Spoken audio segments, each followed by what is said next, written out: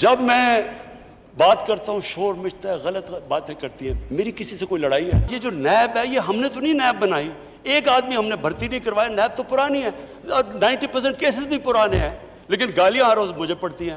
ایک کور education syllabus انشاءاللہ مارچ 2021 میں سارے پاکستان میں لاگو ہو جائے۔ نیب کے 90% کیس پہلے کے ہیں لیکن گالیاں مجھے دی جاتی ہیں۔ وزیر اعظم عمران خان کہتے ہیں ان کی کسی سے دشمنی نہیں، قانون کی حکمرانی چاہتے ہیں۔ ان کی سب سے بڑی کامیابی آزاد خارجہ پالیسی ہے۔ اسامہ کے واقعے کے بعد دنیا ہمیں لعن طعن کرتی رہی۔ کرونا وبا کے بعد حکومت پر دباؤ بہت تھا، کنفیوژن بالکل نہیں تھی۔ 13 مارچ سے کوئی ایک اسٹیٹمنٹ بتا دے جس میں تضاد ہو۔ پورے ملک میں 1 مارچ 2021 کو یکساں نصاب تعلیم نافذ ہوگا۔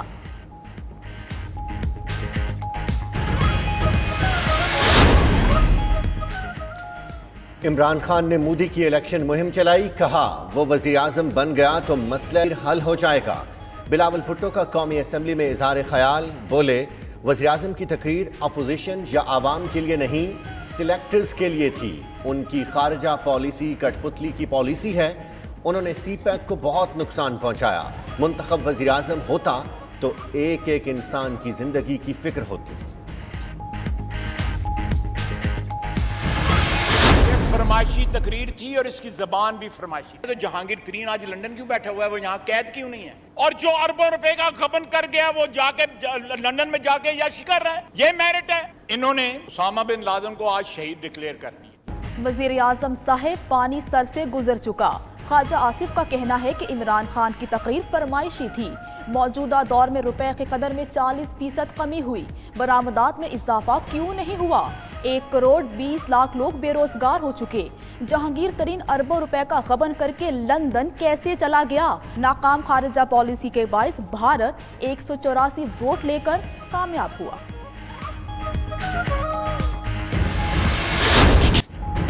اسد عمر اور شاہ محمود نے فواد چودھری کے استعفے کا مطالبہ کر دیا۔ دونوں وزراء کی وزیر اعظم سے ملاقات کی اندرونی کہانی سامنے آ گئی۔ فواد چودھری کے انٹرویو سے لگتا ہے ناکامیوں کے ذمہ دار اسد عمر اور شاہ محمود قریشی ہیں۔ وزیر اعظم نے فواد کے استعفے کے متعلق مطالبہ مسترد کر دیا۔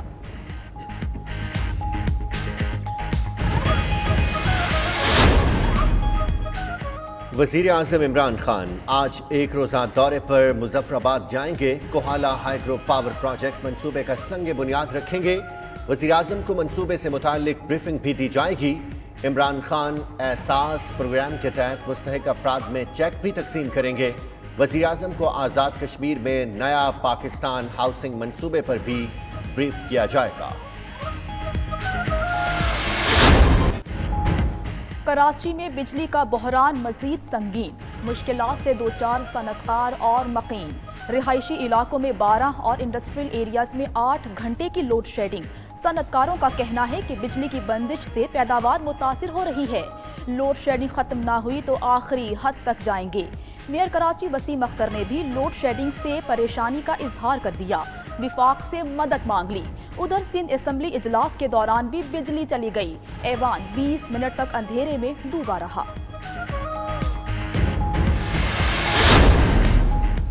92 نیوز کی خبر پر ایکشن۔ سندھ حکومت نے کراچی کے نالوں کی صفائی کے لیے صوبے کے لیے عالمی بینک کے تعاون سے 17.6 ارب روپے مختص۔ سیکریٹری بلدیات روشن علی شیخ کا کہنا ہے نالوں کی صفائی کا کام 5 سے 6 روز میں شروع ہو جائے گا۔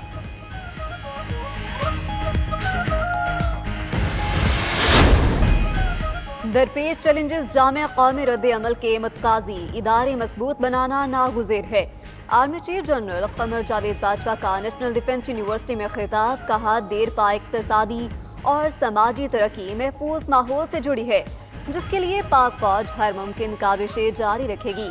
پاک فوج ملک کے دفاع اور سلامتی کے لیے قومی حمایت کے ساتھ اپنا فرض ادا کرتی رہے گی۔ ادھر آرمی چیف سے افغان سفیر نے ملاقات بھی کی۔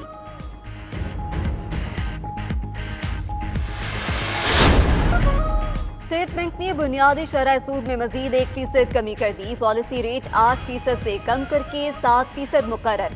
مارچ سے شرح سود میں 625 بیس پوائنٹ کی کمی کی جا چکی۔ گورنر اسٹیٹ بینک کا 2 ماہ کے لیے نئی مانیٹری پالیسی کا اعلان، کہا کرونا سے معیشت متاثر ہوئی، तरानों में कमी के खतरात बढ़ गए।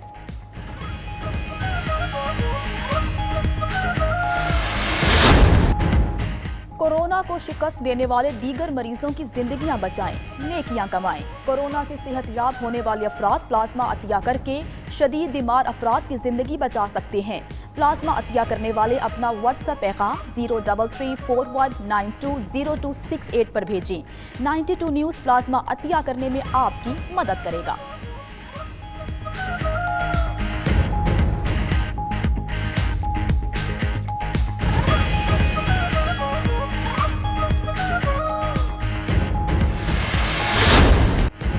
और ऑस्ट्रेलिया और न्यूजीलैंड को खवातीन फुटबॉल वर्ल्ड कप 2023 की मुश्तरका मेज़बानी मिल गई।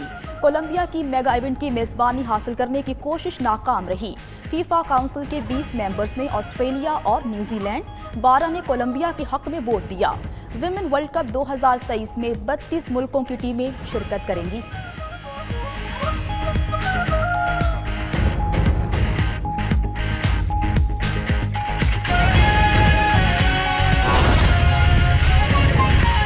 इस तकरीब में शरीक हैं।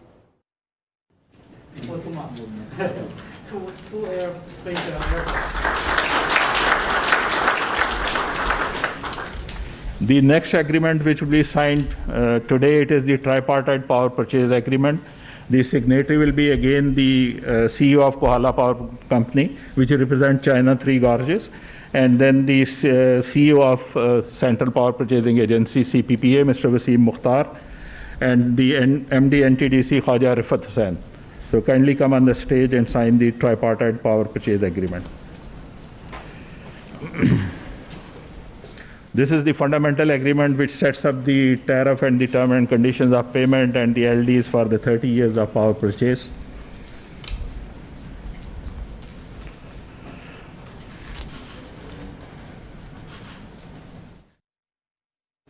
एक 1124 मेगावाट कोहाला हाइड्रो पावर मंसूबे के हवाले से तकरीब इस वक्त जारी है। मनाज़िर आप मुलाहिज़ा कर रहे हैं। वज़ीर आज़म इमरान खान भी तकरीब में मौजूद हैं। उनके हमरा चीनी सफ़ीर भी तकरीब में मौजूद हैं। मुआहिदों पर इस वक्त दस्तखत किए जा रहे हैं। वज़ीर आज़म आज़ाद कश्मीर वफाकी वज़रा भी इस तकरीब में शरीक हैं। वज़ीर आज़म इमरान खान तकरीब में शरीक हैं। चीनी सफ़ीर भी मौजूद हैं। मुआहिदों पर दस्तखत किए जा रहे हैं। 1124 मेगावाट कोहाला हाइड्रो पावर मंसूबे के हवाले से तकरीब का इनेकाद किया गया है। Done, thank you.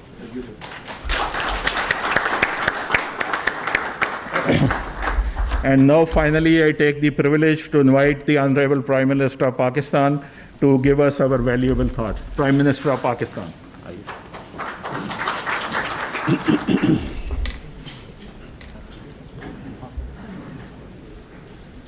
Bismillahirrahmanirrahim.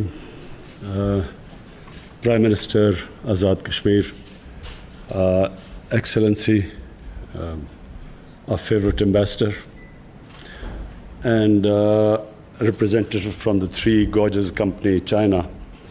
मैं आप सबको पहले तो खुशामदीद कहता हूँ और मैं एक हमारे पाकिस्तान के लिए ये बहुत बड़ा आज पहला कदम है बड़ी इन्वेस्टमेंट आने का, और इन्वेस्टमेंट उस एरिया के अंदर जिसमें मुझे अफसोस से कहना पड़ता है कि बहुत पहले हमें इन्हीं हाइड्रो प्रोजेक्ट्स के ऊपर इन्वेस्ट करना चाहिए था। हमारे पास बहुत पोटेंशियल है हाइड्रो इलेक्ट्रिसिटी का, और बड़ी देर तक पाकिस्तान को सस्ती बिजली मिलती रही हाइड्रो इलेक्ट्रिसिटी की, जिसकी वजह से हमारी ग्रोथ रेट भी ऊपर थी। हम बर्रे सगीर में ज़्यादा तेज़ी से तरक्की कर रहे थे, और जब हमने ये बहुत बड़ा एक अपने मुल्क के ऊपर एक जुर्म किया कि हम इम्पोर्टेड फ्यूल के ऊपर पावर स्टेशंस बनाना शुरू करने चले।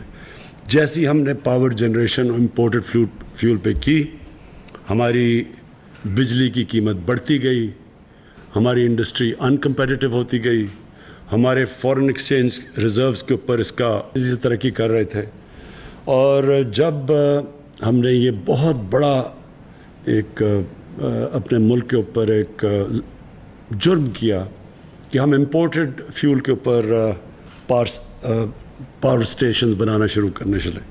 جیسی ہم نے پاور جنریشن امپورٹڈ فیول پہ کی، ہماری بجلی کی قیمت بڑھتی گئی، ہماری انڈسٹری انکمپیٹیٹو ہوتی گئی، ہمارے فارن ایکسچینج ریزروز کے اوپر اس کا بہت بڑا بوجھ پڑنا شروع ہو گیا.